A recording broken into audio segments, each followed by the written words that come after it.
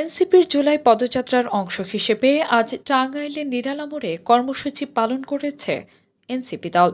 পদযাত্রাটি শুরু হয় শামসুল হক তোরণ থেকে শহরের বিভিন্ন সড়ক প্রদক্ষিণ করে নিরালা মোড়ে গিয়ে শেষ হয়।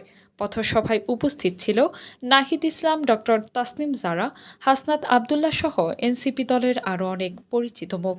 এ সময় নাহিদ ইসলাম তার বক্তব্যে টাঙ্গাইলের তাঁতশিল্প এবং তাঁতিদের ন্যায্য মূল্য নিয়ে কথা বলেন এবং রংপুরের হিন্দুপল্লীতে হামলায় জড়িতদের বিচার দাবিও করেন এই নেতা। দিন ধরেই রংপুরের গঙ্গাছড়া একটি উপজেলায় আমাদের হিন্দু জনগোষ্ঠীদের বাসভবনে বাড়িঘরে হামলা চালানো হয়েছে, লুটপাট চালানো হয়েছে। আমরা তীব্র নিন্দা জানাই।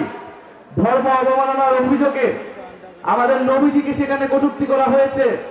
আমাদের নবীজিকে যদি কেউ কটূক্তি করে, আমাদের ধর্মকে যদি কেউ অবমাননা করে, আমরা অবশ্যই তার বিচার চাই। এর আগে সকালে জুলাই আন্দোলনে আহত ও নিহতদের পরিবারের সাথেও সাক্ষাৎ করেন কেন্দ্রীয় নেতারা। কাজী উপমা মিম, দৈনিক ইন্তেজার।